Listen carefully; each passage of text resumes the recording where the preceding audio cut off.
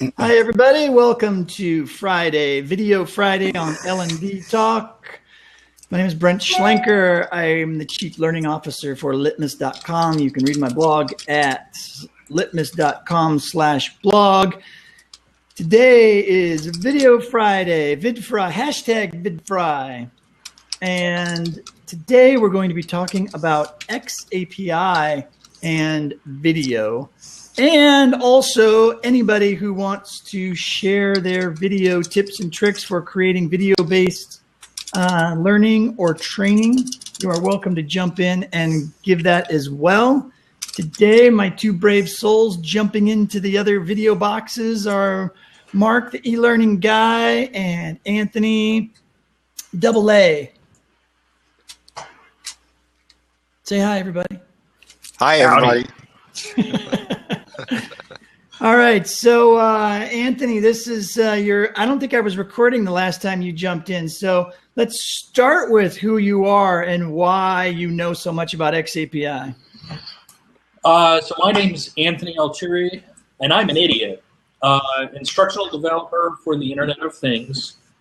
So I talk about XAPI, about how you can track video using XAPI or whatever interactions you have. The other thing that I focus on is Internet of Things. So hold that thought.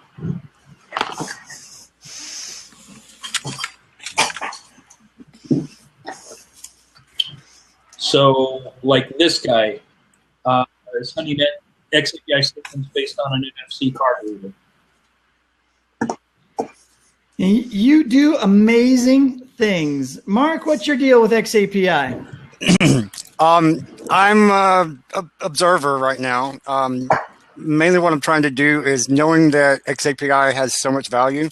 I'm on the creating content side, and I'm creating visual things that would make sense and be reusable. So that's what I'm trying to do. Yeah. So let's help. So everybody that's watching this recording, we have. Let me check. Make sure I get a last name right. So we have James Buckingham in the house today, and he does not know. He does not know what XAPI is. So we are going to go through a quick bit of an intro. So this will be good to save also for posterity. So let's start with you, Anthony. What is the best way to describe or explain what XAPI is and what the value of it is? So XAPI, oops, hold on one second. So XAPI is what it sounds like. It's an API that tracks things through activity streams. So it goes through as you're doing things, it sends statements of the form, I did this, I clicked on this button, I joined Brent Schlenker's Blab, I tweeted whatever. So it's actor, verb, object. And through that, we send streams. So you'll send every statement, or you'll send a statement every time you do something. So say you're taking a course, Anthony launched Blab 101. Anthony joined Brent Schlenker's Blab. Anthony how would I say, open a video window? I don't know how we would describe this versus joining the Blab itself as a participant.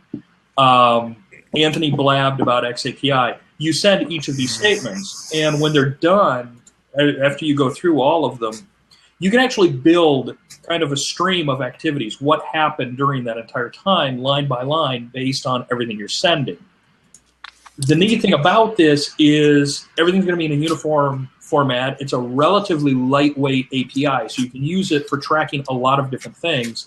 And if you track them from different sources, so looking at, for example, performance improvement, you can send these statements both from your course or from your application. You can send it from your security system. Like I said, I have the NFC scanner here. So I can track, okay, who's coming in early, Is there a correlation? So I can track all these things. Then I can start consuming this data because all this data is in a similar format. I can start reporting and pivoting the data and start looking at, is there a correlation between who comes in early and who comes in late versus how people perform in classes, what their performance is, what their sales reports look like, etc. Because now I have all this in a ubiquitous format, I can start pivoting all this data against each other. So really, that's the point. That's the larger point of XAPI. It started out as a learning tool to track learning, but as we've looked at it and as it has evolved, we can use it for a lot more.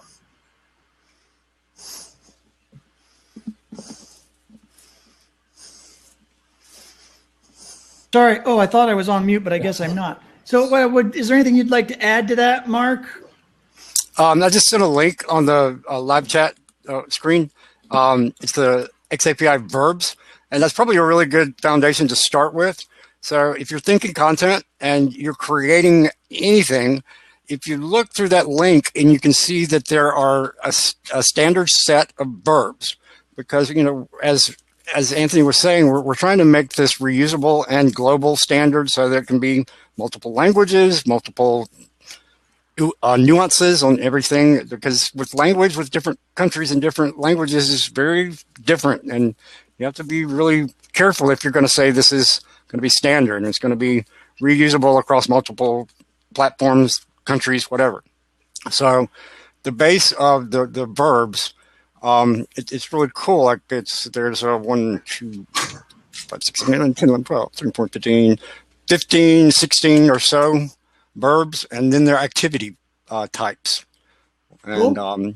So those things are listed. It's public. It's wide open. And that link that I just sent, that's the verbs. And then if you keep scrolling down on that link that I sent, you go on down and you get to the activity types.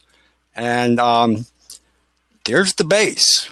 So, if you were able to become creating content and you wanted to put these hooks into any piece of your content, there's your link so that you can save that work that's being done for that individual, or I did this, or I abandoned this, I asked this, I completed, I failed, I logged in, I responded, I shared, I suspended, I waived, avoided, I terminated.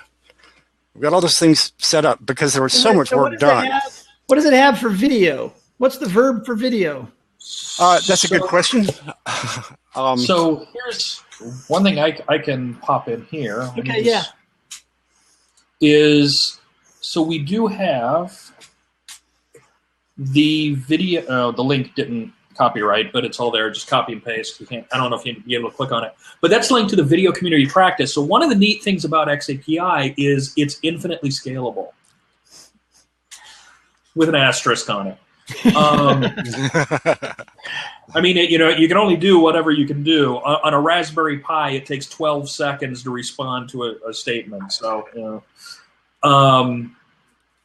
but the neat thing about XAPI is, so ADL, like Mark was saying, ADL curates the 16 or so standard verbs, or the core verbs that they curate. Rusticy also curates a list too. It isn't referenced as often. If you refer to it as tin can, you usually refer to the Rusticy verbs. But there's those 16 or 17 core verbs. Now from there, you can add any verb you want. Now this is both a good and a bad thing. It's a good thing that we can record anything you can think of. Anything you can imagine, we can record. The bad part of that is, you have standards. You want to make sure that a statement that is consumed means what you think it's going to mean. So one of the things we've done around that, and one of the things the ADL has really fostered and really promoted, is this concept of the community of practice with regards to the XAPI. So we have several. There's one of my favorite, which I have no part of because it's way over my head, but it's just the coolest thing I've ever heard, is there's actually a Chinese language community of practice. So because you not only have to translate "I did this" to Chinese, but there's also cultural issues, and you read statements in different order in Chinese. So there's things like that. There's a couple of morons ran one on simulations that didn't last well. But one of the ones that I am participating in is the community of practice for video, and what this is looking at how to use these statements to track video elements, because you run into problems such as, okay, well, did I launch the video? Did I play the video? If I launched, L-A-U-N, launched, and I played, well, is that the same as I watched? I mean, I played it, but, you know, I'm looking over there. You know, there's a squirrel outside I could be watching right now. Right. Yeah, how do you know? Is there a way to track that? Like, is there also a way to know that it's the primary thing on the screen, like it's front and center? So one of the things we're fighting with there is that really depends on your on what player you're using. So if it's not the window in focus, you know, if it's an application, we can tell what the application focus is, Right. especially on a Mac. It's easy. If I'm an active window, it's set to true. If I'm not, it's set to false. In a browser window, it's not as easy to detect. Am I the primary window, or B, the primary tab? Right. So things like that we can. Like with SCORM. Yeah. But what we can do, and this is where it gets really cool, is so we can have video to say, okay, I watched, or Anthony played Big Buck Bunny. It's an open source video by the Blender group. Absolutely fantastic. Everyone should download it and tell their friends. Because I'm an open source guy. I'm a techno hippie. I think we established that last time. So we can say I watched it. Now from there, using the video or using the statements, we can start building heat maps around what parts of the video did I watch? What parts of the video are people mostly watching? Because I can send statements. Anthony played from 0.0. Anthony paused at 1.5. Anthony played from 1.5. Anthony paused at 3.0. Anthony played 3.0. Anthony paused. We can go through that. Now we have that video. We have that information in a consumable format. Now, somebody mentioned before, I think one of the most important things that allows trackers to use tracking how much time students spend on a particular question page, which is exactly right. So now we can look at these questions. We can look at how they do in these test questions. And if we know that test question 1 was answered in the first 30 seconds of the video, Big Buck Bunny, which I can't imagine what that question might be, is Buck a bunny? Yeah, yes. So we can correlate, did you watch this section of the video, to did you answer this question correctly or not? So in that sense, we can start looking at, did I watch the video? Or more importantly, did I consume the video? Did I understand the video? We can start correlating that information a lot better. But we can't directly say, did I watch it? Perfect. Okay. So we're not quite there yet. What are our alternatives? Because so when I think about this from a practical standpoint, I do know that there are some really cool tools out there that already track. Like great, now I'm not even going to be able to remember the name, but there's a great video service provider that gives all sorts of data on how people have viewed your video. Some people. YouTube? What's that? Yeah. YouTube? Oh, well, yeah, right. Everything. But there's, so I don't know. Quite honestly, I've never looked at the data that you get back from YouTube videos, so I don't know how detailed that is. So part of it too, though, comes from so YouTube uses Google Analytics. What I'm not sure is if it does user tracking, which is a different level of Google Analytics. JW Player, JPlayer, there's a couple others that have built-in APIs that you can use to correlate with XAPI or with, again, Google Analytics, where you can track event, if you can either do event tracking, or if you use users, you can use user tracking. The problem with Google Analytics user tracking is you can't track personally identifiable information. By policy, they didn't allow it. And mechanically, it doesn't work anyway. So what you could do is you can say, well, 50 people watch this, 100 people watch this, 75 people watch this. You get much better counts. But there's still all that analytic data that can be found through alternate means. Well, that's what I was going to say. So could you in essence, instead of I think I've had this conversation with people before regarding XAPI. Is there a way that you can let those tools that already do really great data gathering and data analytics, but then once those tools have grabbed it, so let's just say YouTube grabs all of this great analytical data, can you then, wherever you go to get that data as a user, can you then have maybe some sort of middleware that XAPI pulls from that store of that data, then the XAPI moves it into a learning record store? So the short answer is you have to. You don't have a choice. So XAPI really just describes how things fit in a bucket. XAPI is just the protocol to carry data from A to B. A being the client, B being the LRS, or the Learning Record Store.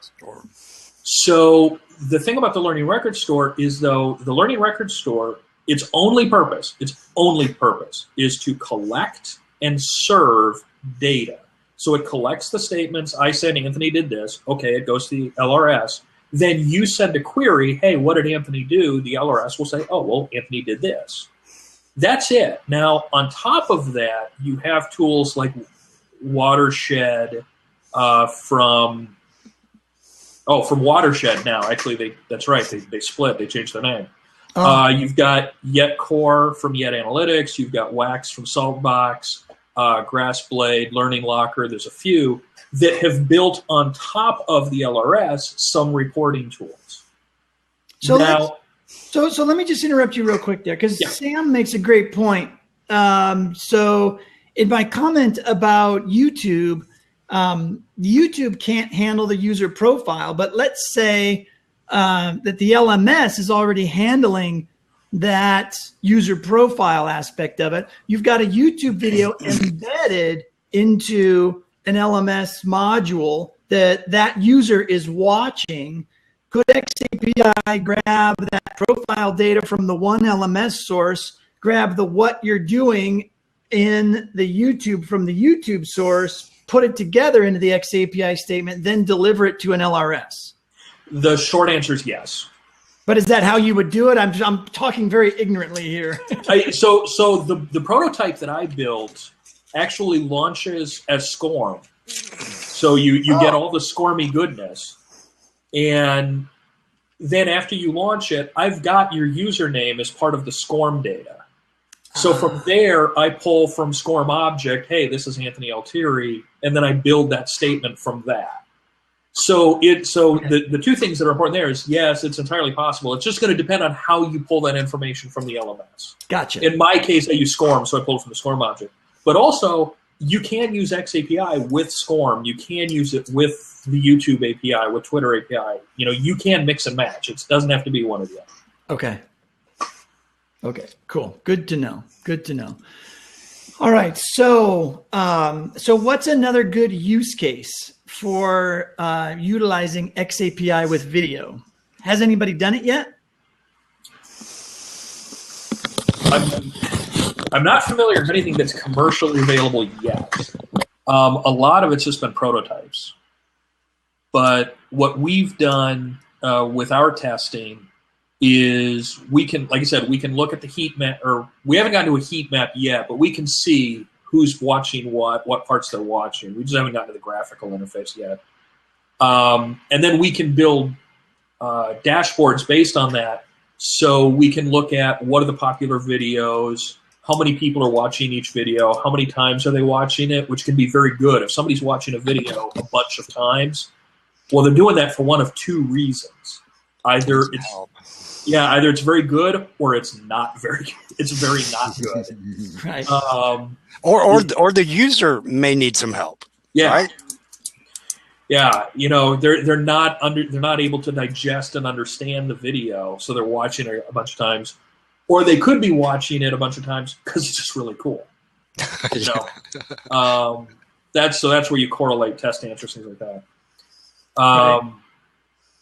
The other thing you can do with XAPI that we haven't really been able to do before is, because you've got all this data and it's fairly easily consumable, is you can actually now have branching videos based on, okay, they did this on the test, well, I'm going to show them this video. Oh, they did that on the test, okay, I'm going to show them that video. Which before was a lot of very custom code. Everybody had to implement that differently. Well, now with XAPI, you can issue those statements, those queries, and do them in a pretty uniform manner.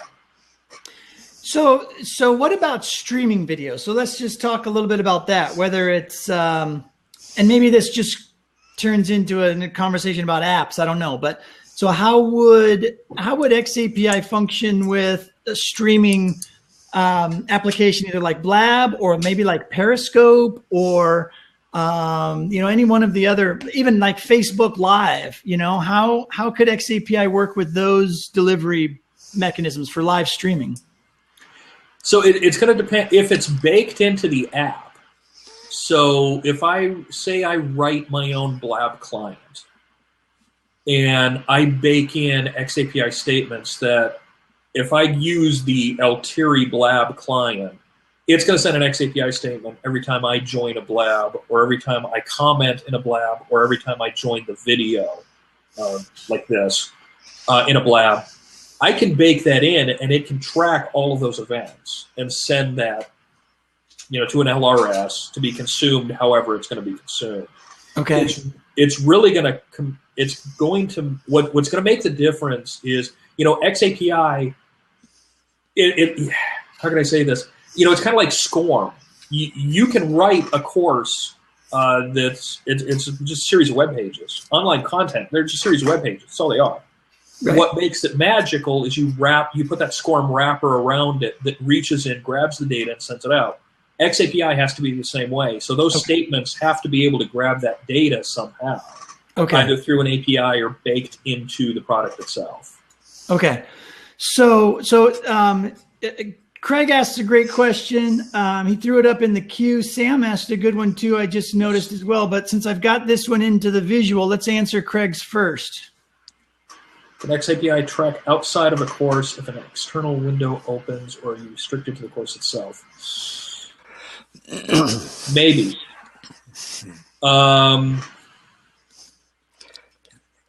Is that an "it depends" kind of question? Yeah, it's kind of an it depends. One of the examples is a bookmarklet.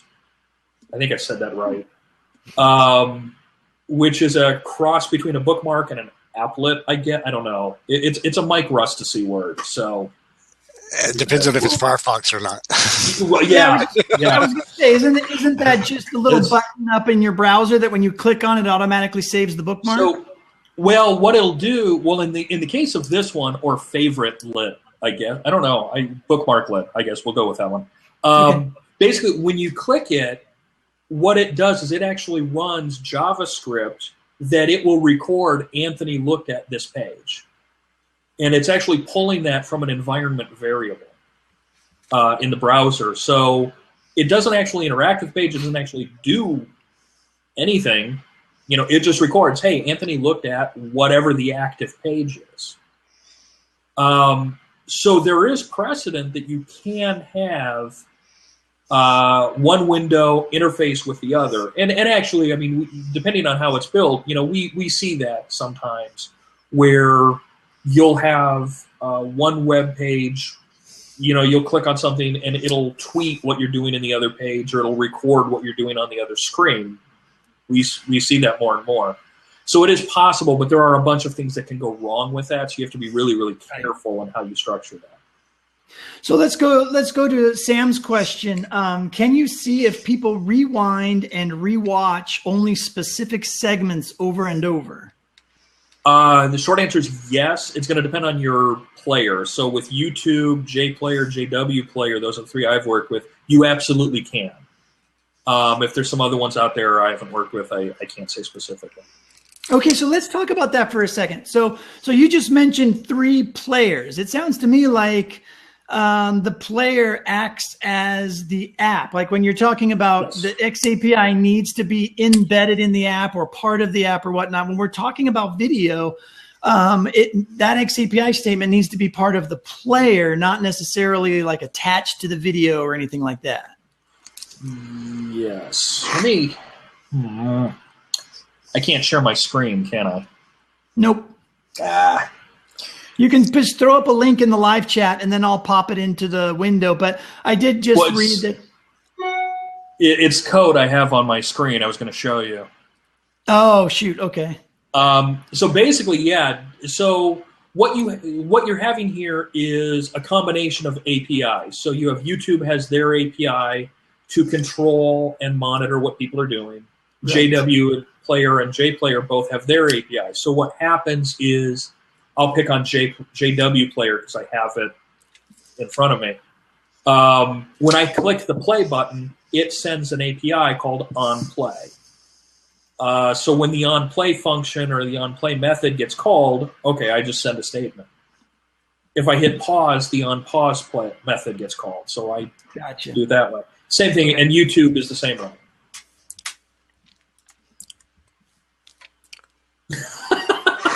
Actually, I'm crazy enough to try that. Yeah. All right. Unless you're using the built-in laptop cam, and you're gonna have to pick up your whole laptop and point it. Yeah, I'm looking at the cable. Like, do I have enough slack to do this? Oh, I've got a big screen up here that I want to share. Yeah, pick it up. It may not be that clear, which may not make it worthwhile, but because it's probably going to change it backwards, right? Interesting for sure. Yeah. So. So here, if you look at this code right here. Perfect. I can read all of that. That's so clear. Good stuff. Good stuff. All right. So what else? What am I missing about video and XAPI? Let's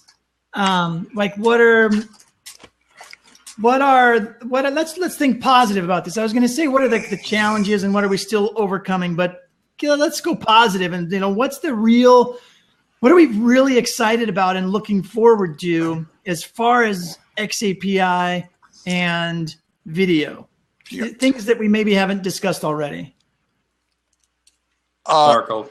Yeah, cool. I've got a screen that's loading right now. It's the community of practice, and it's basically their activity of their meetings, and it's a monthly meeting, and it's the first Tuesday of every month. So we missed this week's, but next week is when they're going to have the video community of practice. And it's actually a Google spreadsheet. Yeah, I think so. Or no. No, it's a Google Doc. A Google Doc. Okay, yeah. But yeah, it's a table of contents, the meeting schedules, and the next one is scheduled for. Let me scroll down a little bit. And is this community of practice specifically for the use of video with XAPI? Video and community, yes. Okay, cool. Yep. So what like I said, what did we miss? What did I miss talking about as far as XAPI and video? What are we looking forward to as far as the future of XAPI connected with video? Did we cover it all? Well, I mean, I guess the key is making sure that it's shareable and it's reusable, and that's what we're trying to do with the video. And video has been so mangled with so many different devices and different the players and all that. Players, yeah. So let me take it in a different direction. Let's look at virtual reality, augmented reality, 360-degree video, all that kind of stuff. Is there any difference or possibility with XAPI and those technologies? I mean, obviously, again, it depends on the player, right? And since YouTube's player now does 360 video, maybe that doesn't change anything. But am I wrong? Would it create different verbs? It might. Well, actually, so here's where those jerks that ran the simulation one kind of went off the rail. And you don't want to listen to those clowns. They're Thank you. So with simulations, it's not the verb that matters. It's actually the context. Okay. Because if you think about, give me an example of a simulation.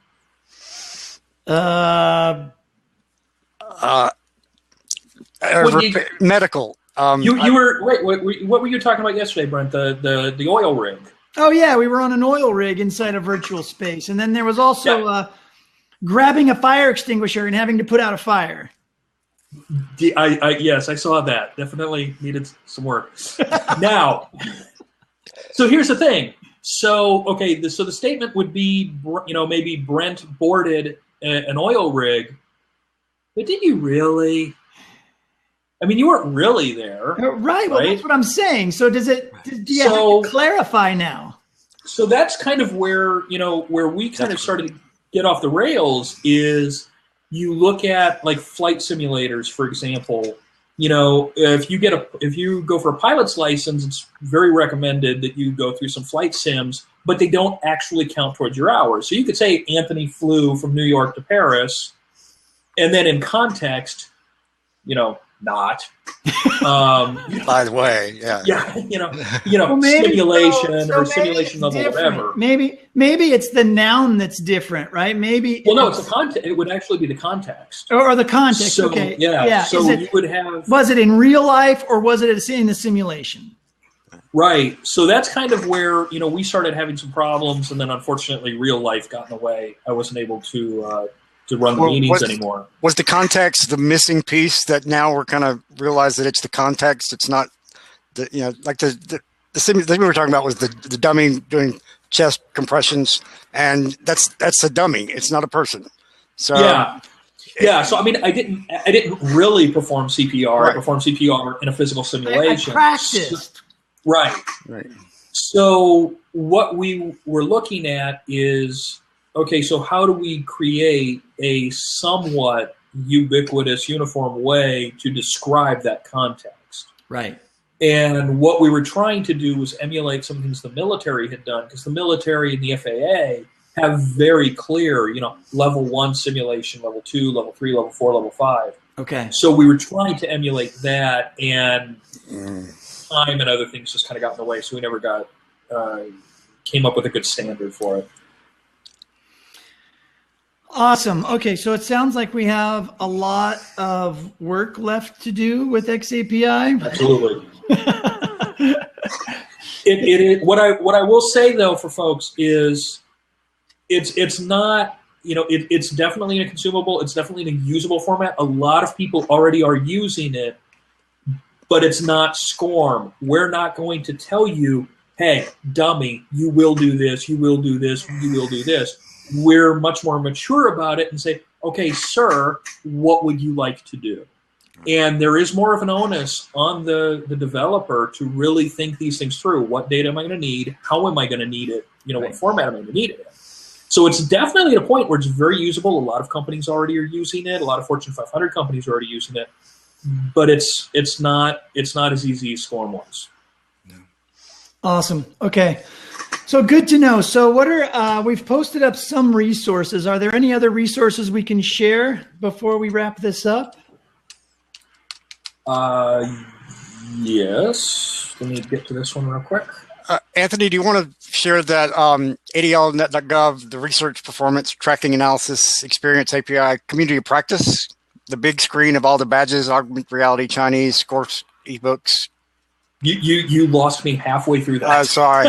I've got a community of practice screen with all the... How about we just start with ADL.net? Actually, it's adlnet.github.io. Okay. Which I just shared. Which is a fan... ADL what? ADLnet? It's in the chat. adlnet.github.io. Good. Yeah. That has links to a way to use a web form to create statements, to use a web form to create queries. There's a link to an open LRS so you can see what statements are being sent, how to send them. And I think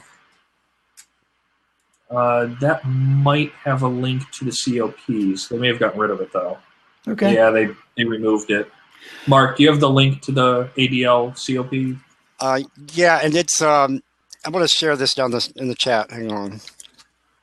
Yeah, so for anybody watching this video today, you can go check out my profile and watch this video via Blab. so that you can get the chat and get all of these links at blab.im/bschlenker. Same as what you're looking at in my little box right up there. And you can also find other information. Anthony, where can people find you to talk? I'm on the Twitters. So you can hit me AA or at AA_Altieri. You can also hit me at Altieri AN. AN is in Nancy at gmail.com. Cool. And we can hit up eLearn Guy on the Twitters. At eLearn Guy. Sounds good. And Anthony, on that I just sent, scroll all the way down, and that gets all the different community to practice, different layers of community practice. Community practice. Scroll down. Scroll down. Yep. Thanks for adding that. Well, thanks, guys, for jumping in today. I really appreciate it. Anthony, I'll invite you more often.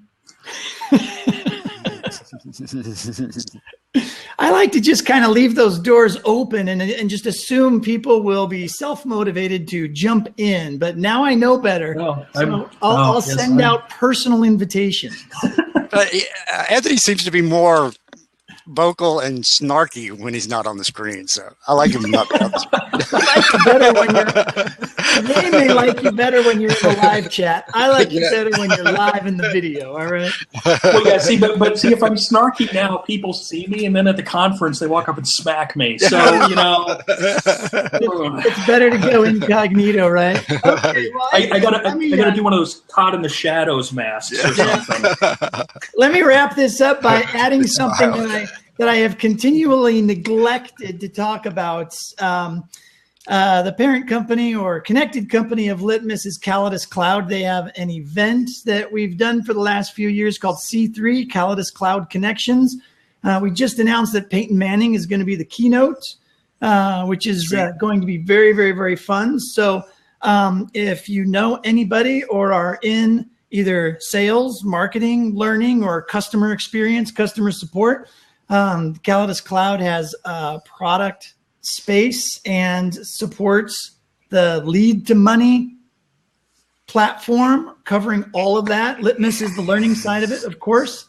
And so if you're watching this, go ahead and hit up litmus.com/C3 to check out and get more information. You can also ask us questions at Litmus on Twitter. You can find me on Litmus if you want to hit me up personally. I think that's it. Every Friday, every day we're here, 8 o'clock Pacific time.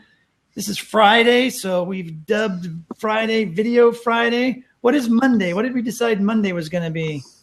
XAPI Monday. Every day, always. I will do my best to squeeze in XAPI, but like James earlier, he had no idea what we were talking about. I think even our introduction was a bit beyond his skill set. So I guess that's one of the tough things about doing an open forum like this, but hard to know exactly where the audience is at. But anyways, thanks everybody for joining me today. I appreciate it. We will see you on Monday. Have a great weekend. Thanks. You guys too. Bye. Bye.